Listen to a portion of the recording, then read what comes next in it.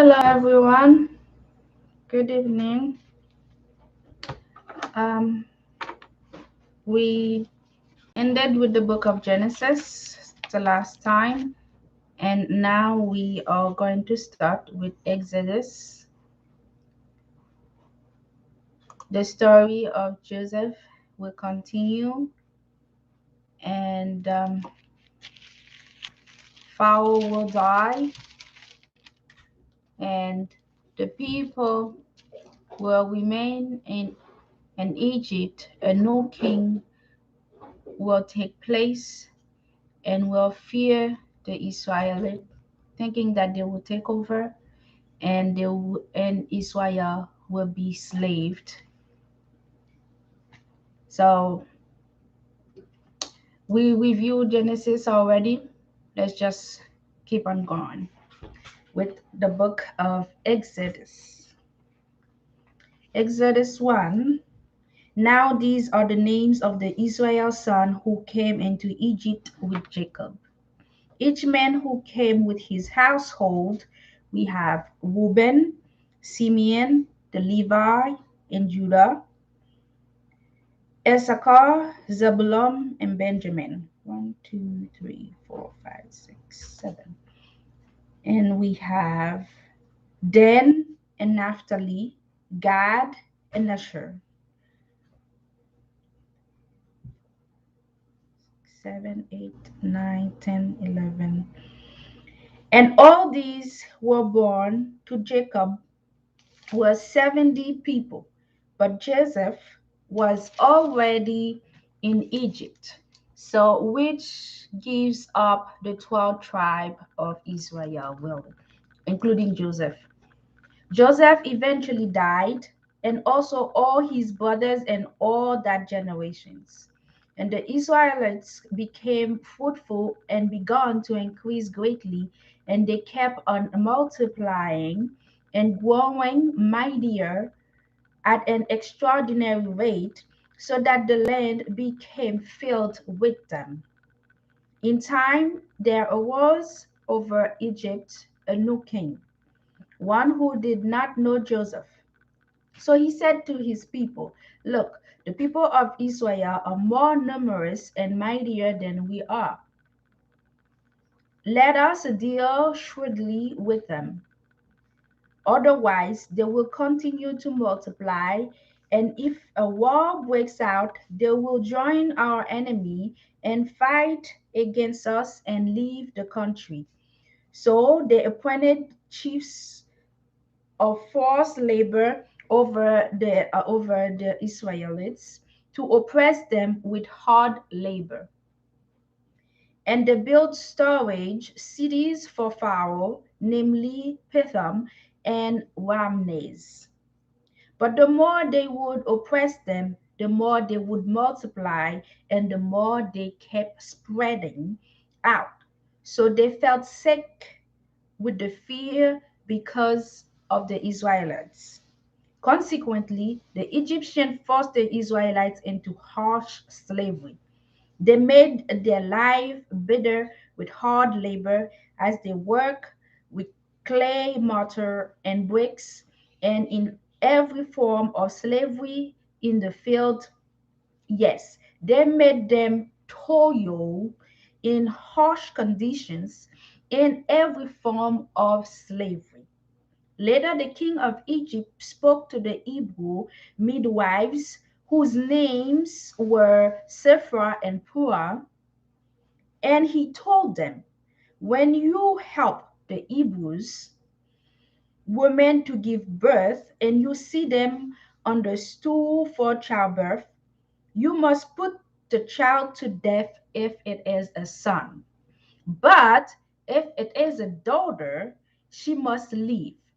However, the midwives feared the true God, Jehovah, and they did not do what the king of Egypt told them. Instead, they would keep the male children alive. In time, the king of Egypt called the midwives and said to them, "Why have you kept the male children alive?" The midwife said, so here goes their answer. The Hebrew women are not like the Egyptian women. They are lively and have already given birth before the midwife come into them. So in here we see jealousy. We see fear for losing their power. Okay, you see a stranger come in and all of a sudden, hi, no problem, thank you for joining. The stranger come in and now they start thinking that they're going to lose their power. Human being wants to keep and hold on to power no matter what. And to hold on to power, what would come? As we have witnessed, it's come oppression. They have to oppress the little one in order for them to think so they can feel a little bit safety. But were they safe?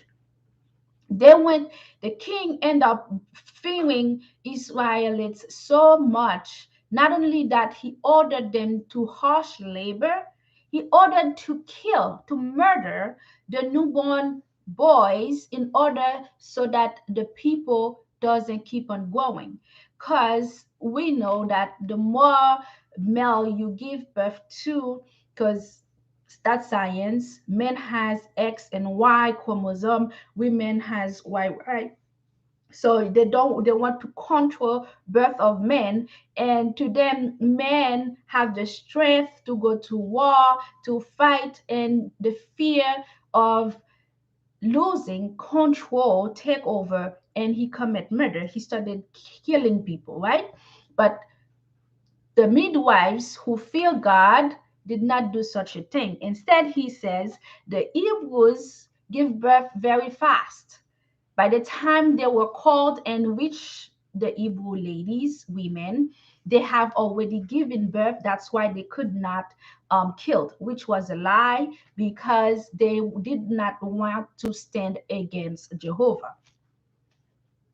So God dealt with the midwives, and the people kept increasing and becoming very mighty.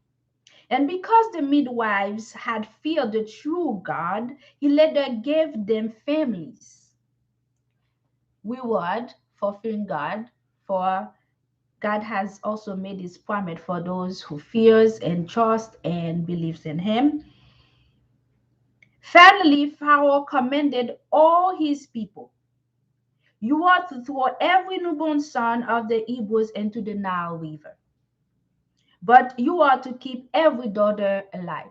Well, yeah, because they want the daughters to stay so they can have them become the dancers, the prostitutes, the women they're going to use for the Egyptian male. Okay, these type of thinking were instituted into our mind since long before.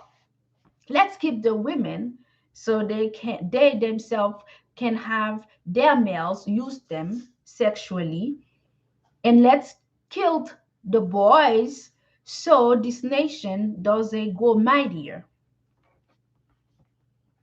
That's power, the greed for power and envy. So now here goes the story that we all, I'm sure, know by now. About that time, a certain man of the house of the Levi, one of the sons of Jacob, had married a daughter of Levi, and the woman became pregnant. So somehow they were cousins or brothers and sisters, because sons of the Levi married the house of a daughter of a Levi. Somehow they were bloodly related. And the woman became pregnant and gave birth to a son. When she saw how beautiful he was, she kept him concealed for 3 months. When she was no longer able to conceal the baby, she took a papyrus basket and coated it with bitumen and pitch and put the child in it and placed it among the reeds by the bank of the Nile River. But his sister stood at a distance to see what would happen to the baby. When Pharaoh's daughter came down to bathe in the Nile, Her female attendants were walking by the side of the Nile, and she caught sight of the basket in the middle of the reeds. She immediately sent her slave girls to get it. When she opened it, she saw the child, and the boy was crying. She felt compassion for him, but she said, "This is one of the children of the Hebrews." Then his sister said to Pharaoh's daughter, "Shall I go and call the nursing women from the Hebrews to nurse the child for you?" Pharaoh's daughter said to her, "Go at once." The girl went and called the child's mother. Pharaoh's daughter then said to her, "Take this child with you and nurse him for me, and I will pay you." So the women took the child and nursed him. When the child grew older, she brought him to Pharaoh's daughter, and he became a son to her. She named him Moses and said, "It is because I have drawn you out of the water." We all are familiar with that story. Now, in those days, after Moses has became an adult, he went out to his brother to look at the burdens they were bearing, and he caught sight of an Egyptian beating a Hebrew, one of his brothers. So he looked this way and that way, and seeing no one was watching, he killed the Egyptian and hid him in the sand. Moses commit murder. The first act. All right, so first thing how that happened to Moses, he was gonna get killed. He was such a pretty baby. His mother saved his life, all planned by Jehovah. And the Pharaoh's daughter have an Hebrew woman breastfed and gave back to her and adopted her. But he knew deep down that he was an Hebrew. When he witnessed his people being mistreated, so what he did, he killed the Egyptian that was mistreating the Hebrew. Moses, after being presented to us as a baby, a beautiful baby boy, the next introduction, he committed murder. All right, so now let's keep going. But he went out the following day, and there were two Hebrew men fighting with each other.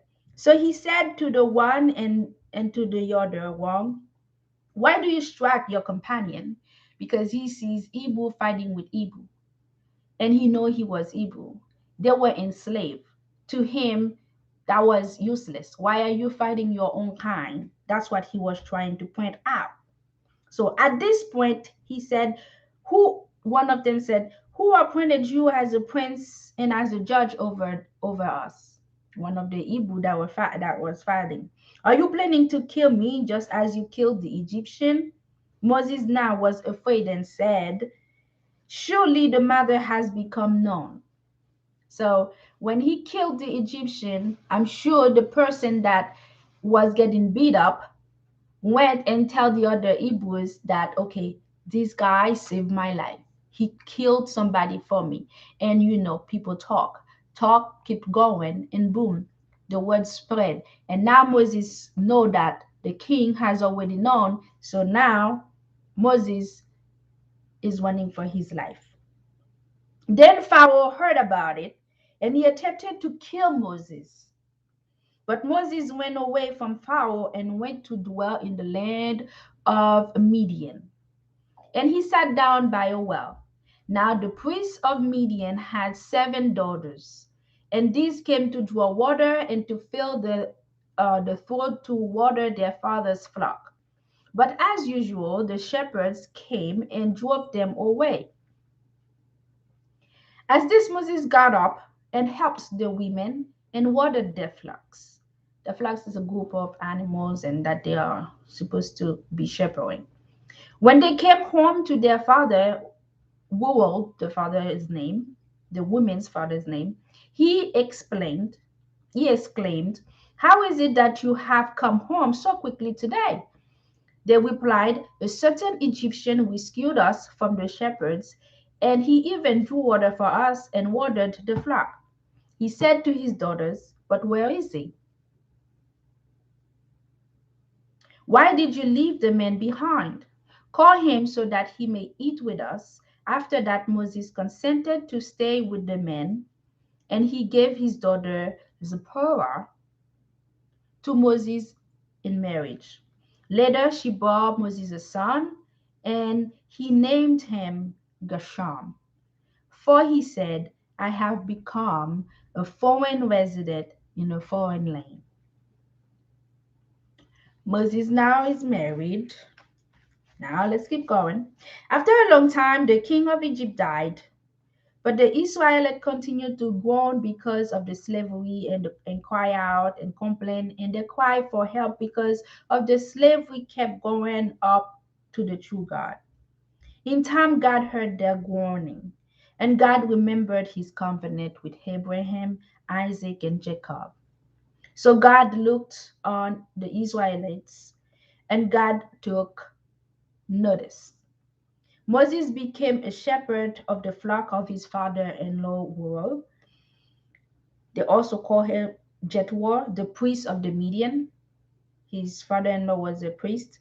While he was leading the flock to the west side of the wilderness, he eventually came to the mountain of the true God, where Isaac and Jacob had built the altar for God, to Herod, the mountain of Herod.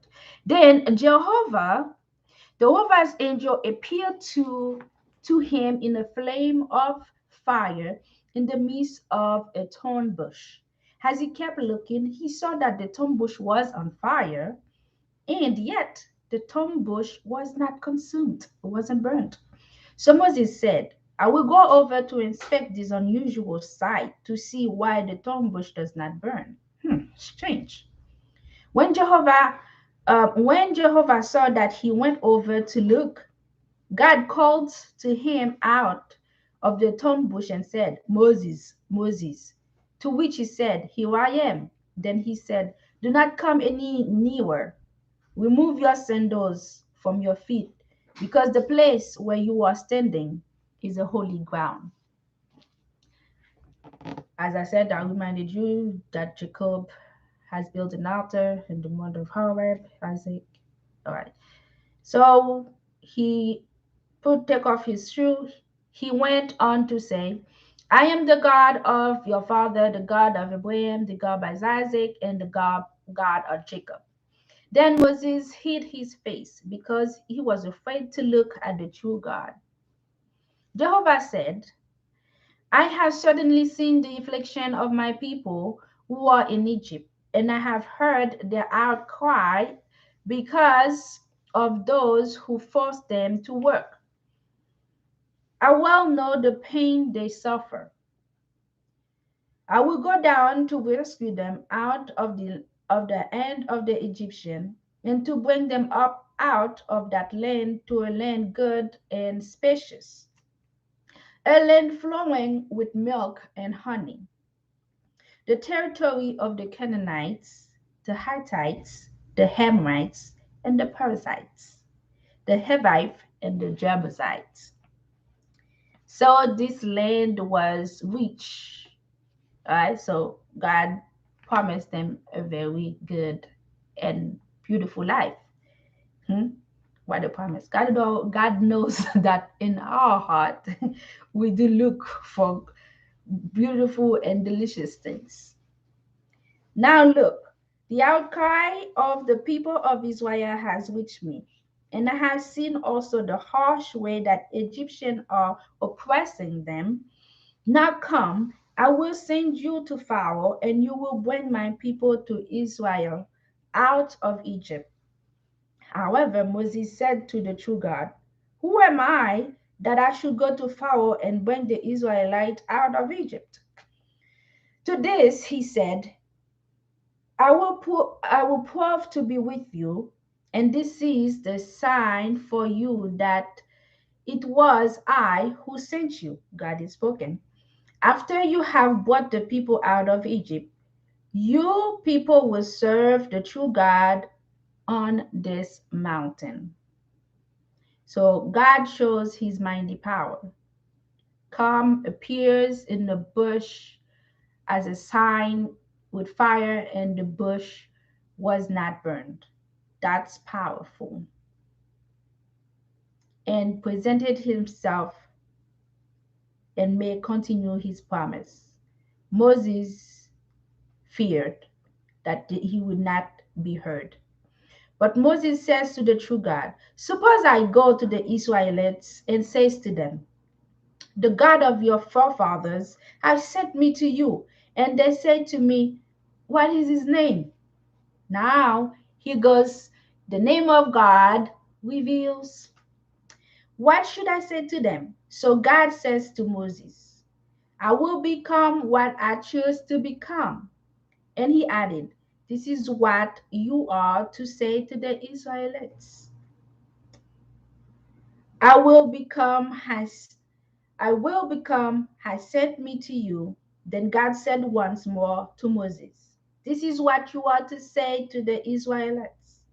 Jehovah, the God of your forefather, the God of Abraham, the God of Isaac, and the God of Jacob, has sent me to you.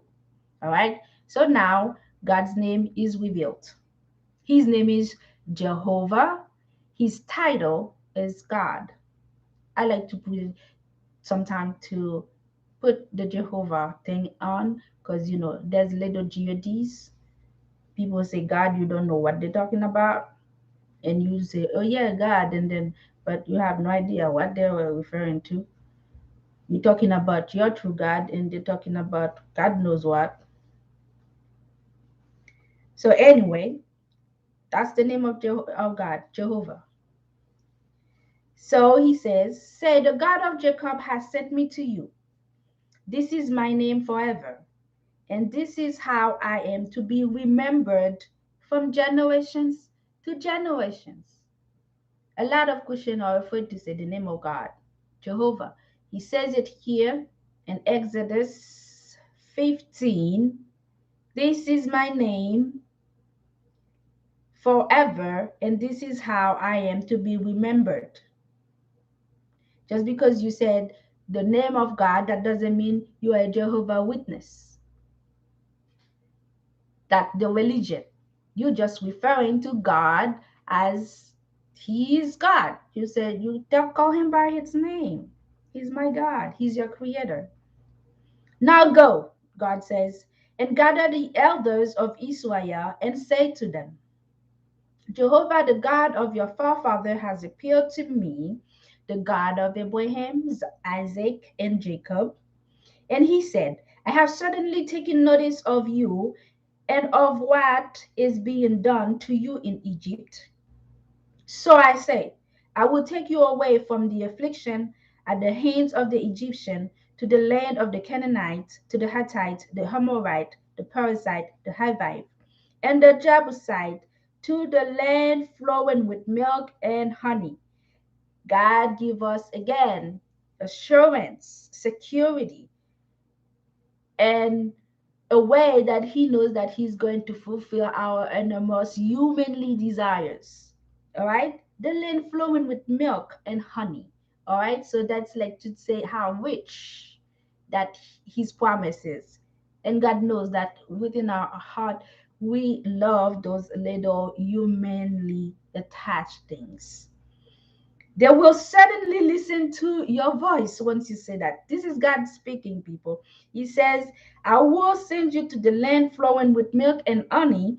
And then he continues in verse 18. He says, they will certainly listen to your voice, and you will go, you and the elders of the Israel, to the king of Egypt, and you men should say to him, God knows that, okay, once you tell them this is what I promised, there's good stuff, they will listen to this. They're going to say, huh?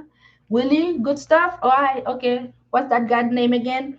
All right, God give you the sentence to draw the attention of those people because he knows their hearts. So he said, once you go to the king, you would say to him, Jehovah, the God of the Hebrews, has communicated with us. So please let us make a 3-day journey into the wilderness so that we may sacrifice to Jehovah our God. But I myself well know, God is continuing to speak, but I myself well know that the king of Egypt will not give you permission to go unless a mighty hand compels him to do so. So I will have to stretch out my hand and strike Egypt with all my extraordinary acts that I will do in it. And after that, he will send you out. God has already know what the Egyptian's heart stands. God knows the future. It says, but I myself well know that the king will not, future tense, will not give you permission unless I show my power. I show my mighty hands to force him. All right? Will. God shows you that he knows the future. God shows you that he has power and he's going to show his power. And I will give these people favor in the eyes of the Egyptians. And when you go, you will by no means go empty handed. Each woman must ask her neighbor and the women lodging in her house for articles of silver and of gold, as well as clothing, and you will put them on your sons and your daughters, and you will plunder the Egyptians. God gives his secrets to his beautiful people. This is how you must prepare for the battle that you are about to face. However, Moses answered, we human, we always have some kind of thing to say. Moses, listen to this one. I read this and I'm like, Jesus. And here, Moses is well known, but here, listen to these people. Moses answered, but suppose they do not believe me, all right? Believe me and do not listen to my voice. For they will say, Jehovah did not appear to you. Then Jehovah said to him, what is that in your hand? He answered, a rod. He said, throw it on the ground. So Moses threw it on the ground, and it became a serpent. And Moses fled from it. I would not just fled. I would not be in that holy temple anymore. God would have had to stretch out his hand and kept me in that temple. So Moses ran away. Jehovah now said to Moses, reach out your hands and seize it by the tail. Woo. Hopefully God does not put me to that kind of trial and error. So he reached out and seized it, and it became a rod in his hands. Jesus.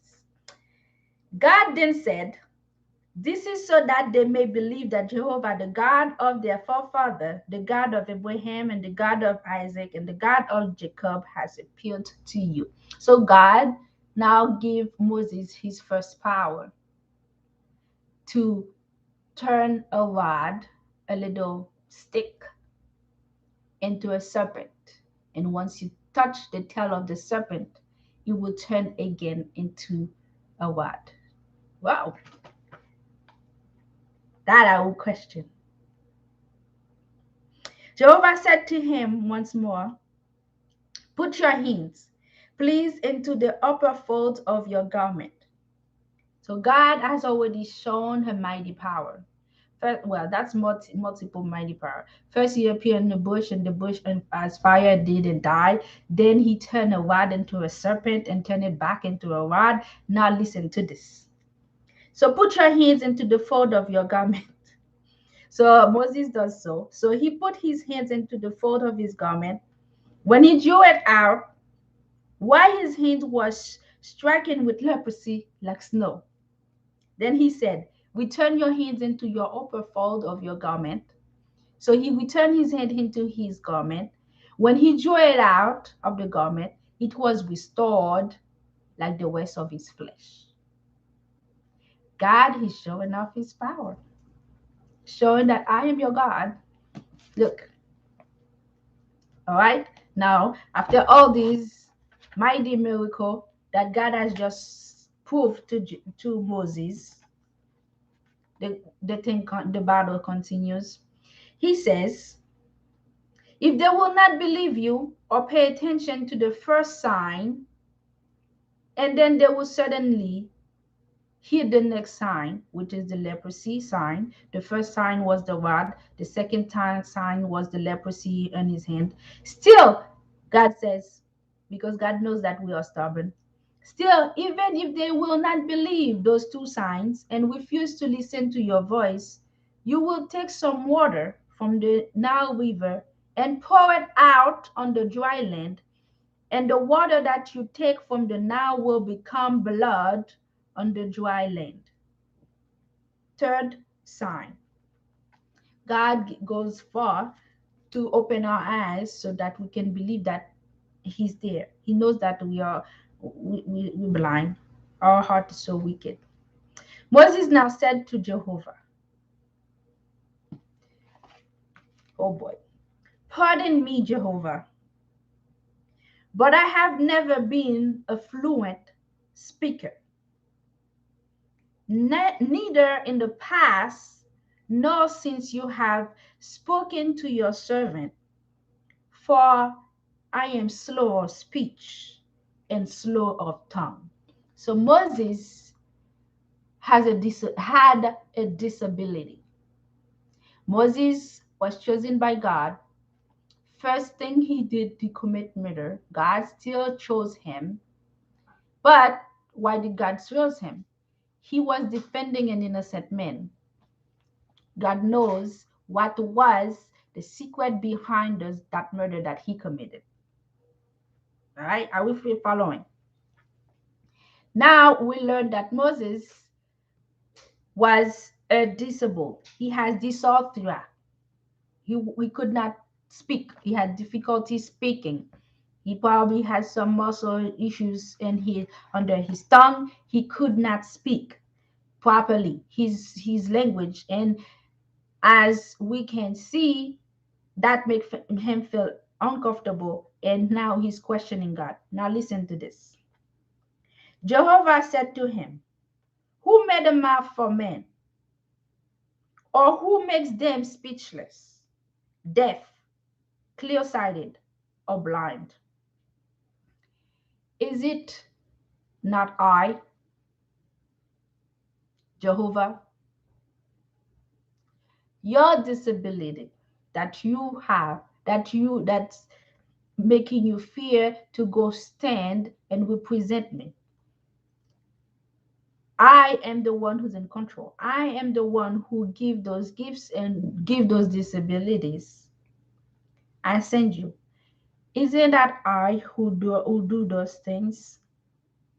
So go now, and I will be with you as you speak, and I will teach you what you should say. But he said, pardon me, Jehovah. Please send anyone whom you want to send. Then Jehovah's anger blazed against Moses. And he said, because now Jehovah become angry. I mean, seriously. How many signs exactly that God has already shown to Moses? But because of his disability, he lacked the confidence to go and do God's work. He knows he has a disability, and he then become he questioned himself, even though he know that God can just literally heal him and make him speak. However, he still questioned Jehovah's power. He still find ways to question God's power. And they say he's at this point, because he's been questioning God. What if they don't listen to me? What is that? And God keeps showing him mighty power over mighty power. And now, yes, you tell God, okay, I'm disabled, remember? And He tells you, I'm the one who does those things, so I will tell you what to do. And yet He still have questioned for the mighty God.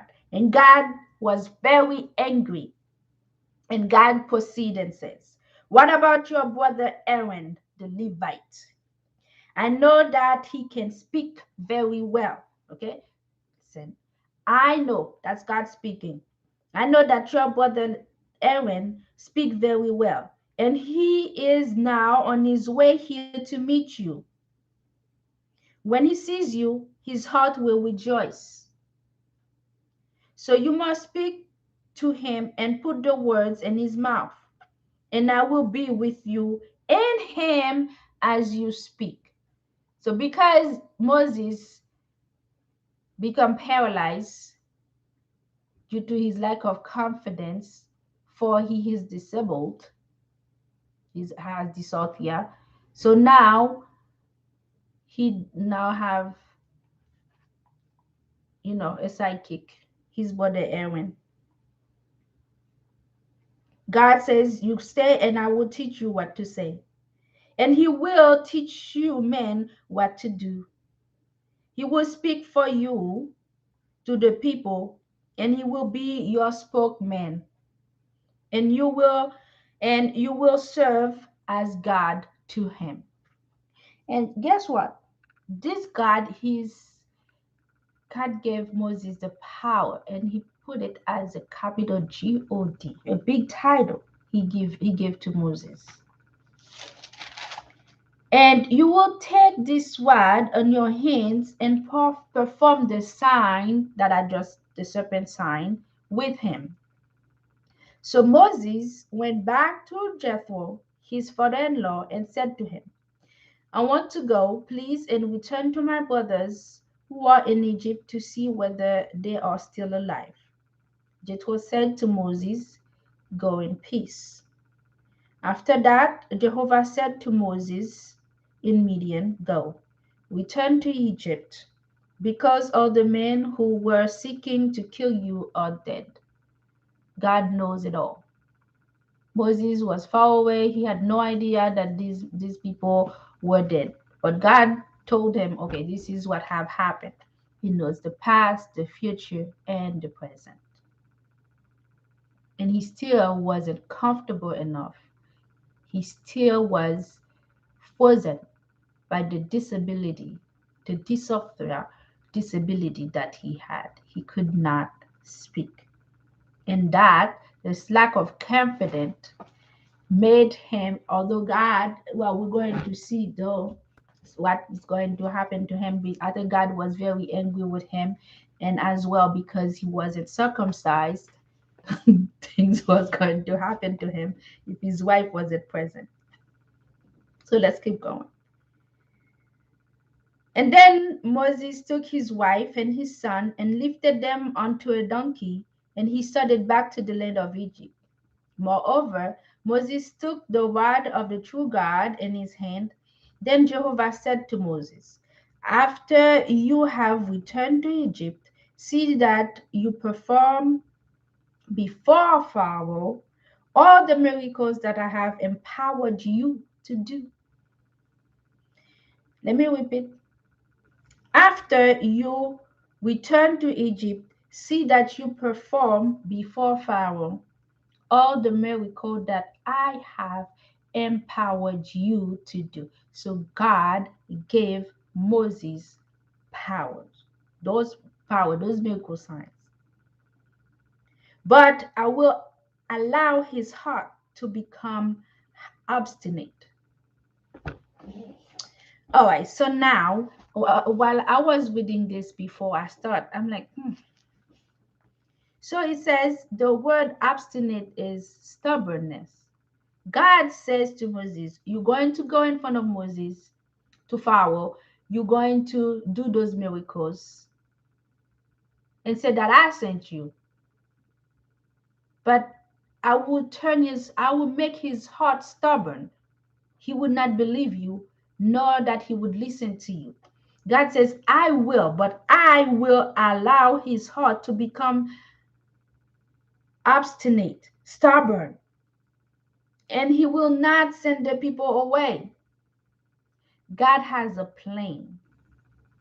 God made Pharaoh's heart stubborn.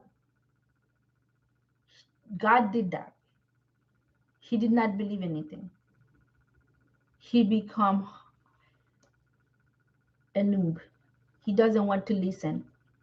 But God is the one who did that. You must say to Pharaoh, this is what Jehovah says.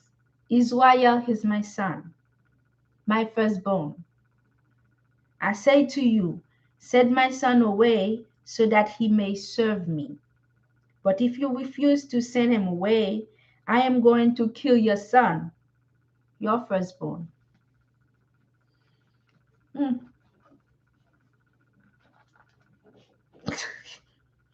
All right. You hear that, people? God has way to teach us lessons. Now, on the word of the landing place, Jehovah met him and was seeking to put him to death. By talking about him, God, right now in this verse, they're talking about Moses. God was seeking to put Moses to death. Now, when I'm reading this, I was like, what's going on here? Finally, Sephora, we know Sephora was the wife of Moses, the daughter of the priests of Midian. So now, because you see Sephora, you know that they were talking about Moses that God was trying to kill. Took a flint and circumcised her son and caused his foreskin to touch his feet and said, it is because you are a bridegroom of blood to me. So he let him go. And that time at that time she said, a bridegroom of blood because of the circumcision. So what do we call in the book of Genesis when God was making his covenant with Abraham? He said to Abraham, all male assigned that they are mine people must be circumcised. And Abraham went at the age of 100 something. He circumcised himself, and every male that were following him, that were part of his group, of his home, there was a slave. Each one of them got circumcised. All of them got circumcised. So what happened here? We know that Moses was not circumcised. God knows his heart, that he had a good heart, and he lacked confidence. And at first he was questioning God's power, although he was living it. God was angry with him. And because he wasn't circumcised and he did not circumcise his son, God sent an angel to kill Moses because he was not just being a hot-headed man, a disbeliever, and being standing there paralyzed with fear of being judged because he wasn't a very well spoken person, questioned God, and he forgot to circumcise himself and his son. So God, Jehovah, was seeking to put him to death. Now, lucky for Moses, he had a wife who was well versed and well knowledged, who knew that her husband wasn't circumcised and that her son wasn't circumcised.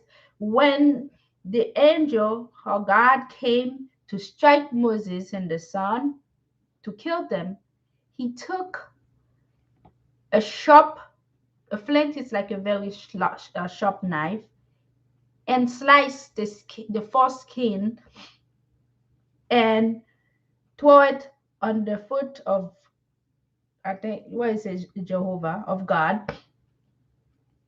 And where God says, it is because you are a bridegroom of blood to me, so I let you go. Now he is keeping the covenant that God had with his people. So now Moses, now, thank God he had a wife, and you people have to respect your wives. Look how he got saved. Then Jehovah said to Aaron, go unto the wilderness to meet Moses. So he went and met him at the mountain of the true God and greeted him with a kiss. So Jehovah gave Moses a title of God, but because Moses was being reluctant to do the things, to follow his forefathers' law of covenant, God was going to strike him. God was going to say, you know what? You're not getting it. Aaron know how to speak. That's what I think was going to happen, because God was like, okay, fine. You cannot speak. I'm going to put Aaron on charge. He speak for you, but I put you on top of him because God knows deep down what lies within the heart of Moses. And we will see that in the next chapters, verses, sorry, what God says about Moses' heart, the reason why he chose Moses. Moses was not just obedient. He was a man with a great heart. Moses did commit murder, because I've seen a lot of people saying, do things to talk and saying that a lot of these men, they've done bad things. The thing that he did bad,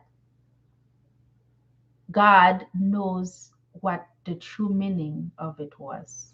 He wasn't trying to hurt somebody. He wasn't trying to kill someone so he can take his treasure. He did not kill the Egyptian because the Egyptian had power and he did not. He did not kill the Egyptian because he was jealous of what he had. He killed the Egyptian to save a little one that was beneath the Egyptian, a slave, one that had no power, was powerless. Moses defended this person. Although he committed a crime, God knows what was inside, the meaning. Because the person who knows our heart, who knows why we commit a crime, we do something that's wrong, God knows the true meaning of your heart, people. You may go out there and lie and do whatever you please. At the end of the day, don't be fooled. You may fool a human being. You can fool me. You can fool your brother. You can fool your sister. You can come and twist your tongue and lie and say lies to other people, but you cannot fool Jehovah. For he knows the past, the present, the future. He knows our heart. Since the beginning in Genesis 6, we know that when God anger first strike, when the Nephilim was born, because the fallen angel were having sex with the humans and they created those mighty human beings that were sucking blood out of other humans, and they were learning magic tricks and things that were detestable to the eyes of the Lord. God knows that it is our heart. It says it. I remember reading it, and that's one thing that I know that I've somehow put my heart with, that because our heart is so wicked, we cannot find ways to see properly. To If your heart is dark, you are blind. Your action will not be proper. The way that you love, you might think that you love somebody. You are expressing love, but it's not the proper love. So God says, Jehovah saw that man's heart was too wicked, and God was sad. So through this, yes, Moses did commit murder, but we have to also ask ourselves, why did he do what he did? Do you sit and see somebody suffer? Do you sit down and see someone empowering another one that is little? And you sit there and you watch it. Moses did not have the heart to sit down and watch his brother suffer, to see that they were beating him up until death. He did not let him die. Instead, he was feeling so sad, so sorry. He ended up being the one committing murder, killing to save an innocent life. And we also saw that as Jacob's sons who wanted to defend their sister who was raped by this man committed murder because the sister was raped. And they said, he treated my sister as a prostitute, and that will not stay. And when the other people came after them, what did we know of in Genesis? God tell them what to do so they can wash away their hands from the blood that they have shed to protect the dignity of their sister. So God knows our heart. God knows where your heart stands. Don't think you can fool anybody. Well, you can fool somebody. You can fool anybody that lives on this earth. You fooling me, you fooling everyone. But always know, well, many of you do not believe that there is a higher power. There is a higher power. There is a higher power who truly, whether or not you believe in the devil, whatever it is, even if you believe in this in Satan, well, too bad for you. If you want Satan to take over you, you know he's watching. Oh yeah, he knows that you're committing these murders, so he can say, oh gee, I got one. This one is mine. He is wicked. Here we goes. I got one.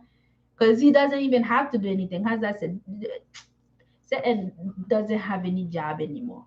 Maybe long ago, when we were living the time of those prophets, he actually was working hard. He actually had jobs to do. He actually had to work hard to convince people.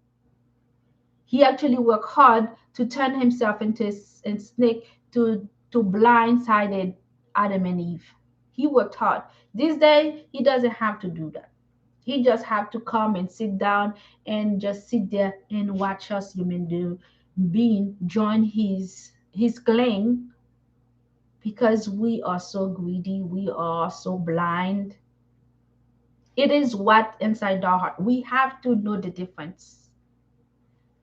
We have to have a pure heart in order for our action to be considered. If you have a wicked heart, you may help somebody, but it's simply by selfishness. It's because you can get something out of it. That's why you help somebody. Are you following what I'm saying?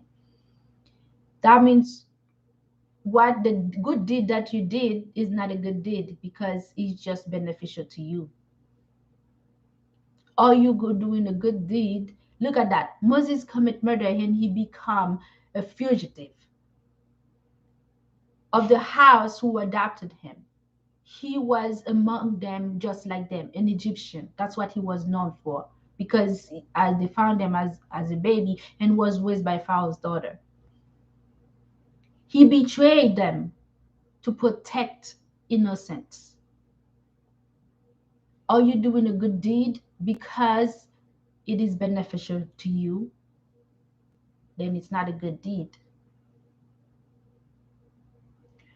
Are you sitting down and watching somebody destroy the life of another and you don't want to say anything? Realize your heart. I hate people who are doing wicked things. I cannot see. I hate wickedness. I cannot see people doing wicked things. You see, you do wicked things, I will stand against you and I will fuel as fire. I do not like people who does wicked things to others. It is a sad thing. You sit down, you pretend with one person because it is advantageous to you, and you pretending that this. But the truth is, when you behind the person back, you show your true heart. So God knows Moses' true heart. This is why even after he did commit murder, God posed Moses as a God to Aaron and put Aaron, who didn't have the disability, as his spokesperson. Yes, we are going to go back into those things. I try to read ahead a little bit so I can gather the thoughts and stuff. We've learned so much from these books. I've learned a lot. I did not know that Moses was being so stubborn against God at first. Jesus. He refused it. He was afraid because of his disability. He was afraid of what other people was going to say about him. And yes, I would be very judgmental of other people. And God tells us, who creates the blind? Who create those with disability? They are also my children. So who are you to think that you can treat a disabled person? Who are you to think that you can say who's better, who's more a human being, who has more value? No, he has more value into your eyes. You detest other people because your heart is wicked. You can't judge people because your heart is wicked. God creates his people and he knows their heart. That's what we learn from this. That's what I get from it. So we must love one another. So even through their disabilities, they are God's children. For God is the one who gives and takes away. And guess what? Moses could have not been disabled anymore. His speech could have been restored. But because he was so consumed with fear of what other people would say when he opened his mouth, God was angry with him and said, fine, you want to stay disabled, you don't want me to use my power into you, then I'll use Aaron, my next best man. He would have been killed. True. God showed him that he gave him leprosy and healed him. And he was still fearing what other human being will think. Don't sit and think of what other people will think of you. People will try to make you think that you are not doing the right thing because they want you to hide their wickedness. I've lived it. I have witnessed it. When human are being wicked, they do not want you to speak, for they need to conceal their wickedness so they can go and betray somebody else. So do you speak up when you see things that are doing wrong? And when you are speaking up, do not let the wicked shut you down. You speak with the power of the Lord. Moses was afraid because he thought he was going to get judged. Yes, people will judge you. And the one who usually posts the biggest and the most strongest judge upon you is the one who actually is not worthy of such thing. So now we are to think of what we do, of the things that we say, and remember that as we may be able to fool our brothers and sisters. I'm talking about our co-workers, our loved ones, our wives, daughters, sisters, every person, human being, just like us. As you can fool them and say, hey, I didn't mean that. That's not what you can twist your tongue to them. But whatever was within your eyes, within your heart, in the moment of doing this action, there was an eye, an invisible, a more powerful, a mightier, powerful, more powerful being that was present. Whatever that you do in the dark, God doesn't have to show up in flesh to know it. That's why He's omnipresent. That's why He is mighty. He doesn't represent Himself as a one form. He doesn't just represent Himself as just the Holy Spirit, as Jesus Christ, or as Jehovah. It is so powerful that it is beyond our understanding to know His capacity, His full strength. We human beings, we can seek forever. We would simply ask for His knowledge so we can understand His readings and why exactly that God keep forgiving us. Really, to tell you the truth, I still ask myself, why does God keep? So when you are angry to somebody who does something that's wrong, do not believe that God is going to strike you. You have to understand. Go to the Bible, and this I find comfort into when I read this thing the other day.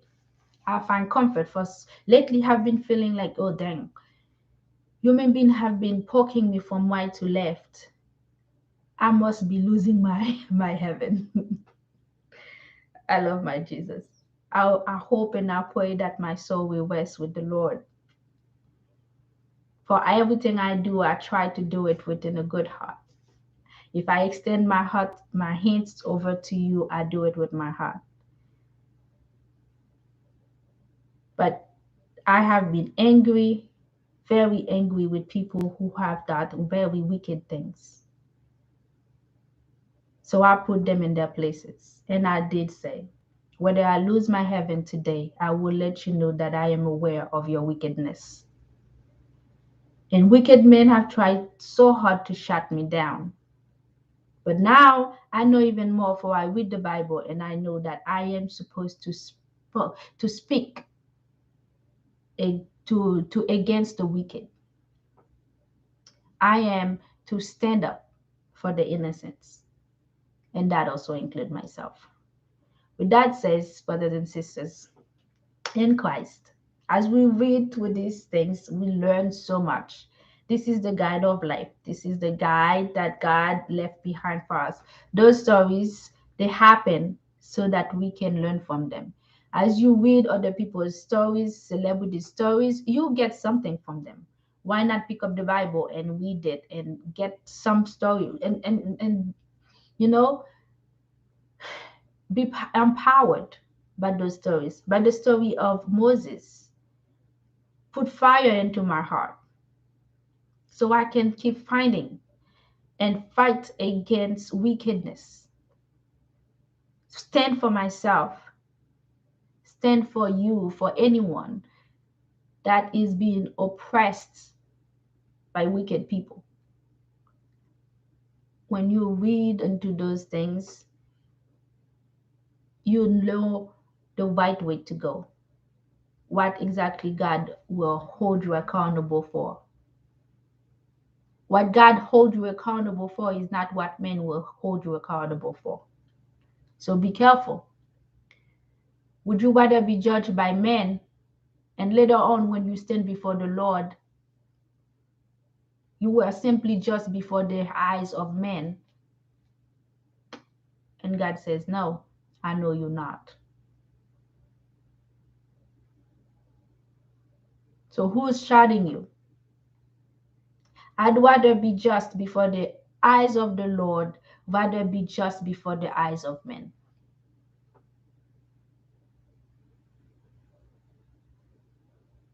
Which is why I pray for you and I, for God's wisdom as we read through the lives, the story of our forefathers. As we know, God reveals Himself to us, His mighty power, His abundant love, how how we should fear Him, for He stands, He knows, He wants us to work toward His, and God wants us to at least obey Him. But the thing is, He gave us the will to choose. You have to be able to reach right here. So, and further verses that we would read later on, we will know that with God's wisdom, we will because we feel God and we love God, we chose Jesus Christ into our heart. God will give us wisdom as we ask God for wisdom. We ask God for wisdom for myself, for you, for everyone who reach and open this text and listen. With His wisdom, we will know the right way to behave. I hope and surely pray that we use God's wisdom to do the right thing. So I leave you all with this, and the next time we will be reading and continuing this story and learn little things that we have missed into the movies of Moses. I mean, seriously, can they packed everything in a movie? Your movie is just a resume of an event. So it's our job to learn more about our generations, our forefathers and ancestors. Have a wonderful night. May God bless you all. Good night.